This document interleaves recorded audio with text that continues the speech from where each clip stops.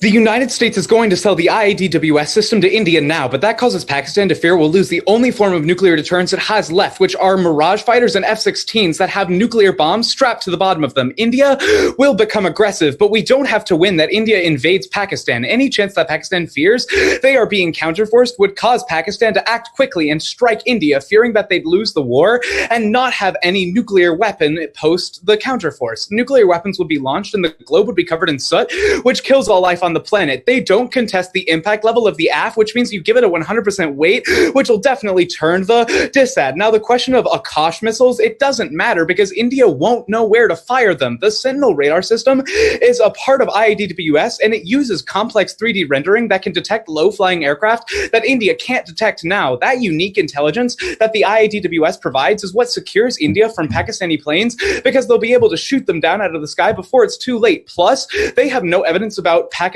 fears or motivations. That should be the controlling decision as to how you evaluate the rest of these debates. If you think that Pakistan is scared of the weapon, regardless of whether or not it actually works, you vote affirmative because Pakistan would fear a counterforce, which causes them to escalate. The question about India not counterforcing, Lawani and Hagelin says that India has been acting very aggressively in the past, and internal doctrines don't actually have to change for there to be a perception of that counterforce to exist. We don't have to win it, but our evidence is just better on this. They don't extend any warrants, while our Lawani and Hagelin evidence explicitly isolates how this counterforce strategy would be extremely dangerous. Their Modi is an aggressive argument is just wrong. Dalton and Kalwani say that Modi is aggressive. He shut down the internet in Kashmir and declared Kashmir as an independent territory, which is a direct violation of Pakistani sovereignty. The Zarar evidence uniquely answers this, and we only need to win that Pakistan is fearful, not that Modi actually launches a strike. Their NFU is strong argument. No, the doctrine doesn't have to officially change for tensions to increase. Their evidence just says the doctrines are solid now. That's not our argument.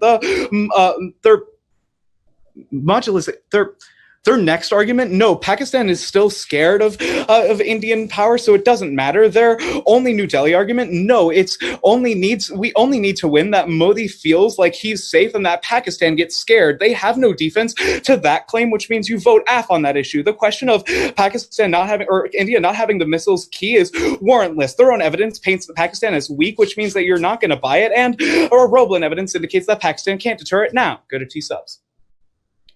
They don't extend an interp or an impact in the block, so it isn't going to become a T-subs debate. It's just a question as to whether or not we should have specified a weapon, but that isn't impacted out in the block at all either. Anyways, it's a bad argument. Their vision of the topic makes sure that each AF loses to a pick. Almost no AFs on the current topic meet 8%, not even most Saudi AFs that you've heard because they're just about the war in Yemen. Their vision of the topic would mean that Yemen AFs don't exist because you couldn't stop offensive weapons. Instead, every neg would just read a defensive weapons pick and beat every Saudi AF on some deterrence DISAD. These kinds of this model of the topic is uniquely worse. Plus, it's nationals, the final round of NSDA. There are no more debates on this topic, which means that potential abuse is not a voting issue. The burden they have to meet was that there was specific abuse in this round. Just because they didn't win a link doesn't mean that you vote neg on topicality. The violation they're going for is T-sub based off money, not T-reduce based off weapons. That means they can only go for abuse if they get financial links, which weren't in the block. Go to the China DA. They took out their own DISAD when they read the Chalifant evidence. It says, quote, the U.S. and India signed 2 memorandums on mental health and the safety of drug products. They inked a letter of cooperation with ExxonMobil, and Trump touted a deal to purchase $3 billion worth of helicopters. They both discussed combating terrorism and a 5G wireless network and trade. That's their uniqueness evidence, which indicates that, which definitely overwhelms. India won't leave the U.S. The first is that the AF reduces short-range air defense. That's not key to checking China. The Philip 20 evidence is pretty good and goes conceded. It indicates that India has VMD systems which successfully are deterring China now. All they have to win that China will try to drop a nuke on New Delhi from a plane. Hold them to that specific threshold. Second is other forms of allyship. That was above. Third is other forms of arms sales. That was the helicopters argument. They say that India feels abandoned. This isn't a question.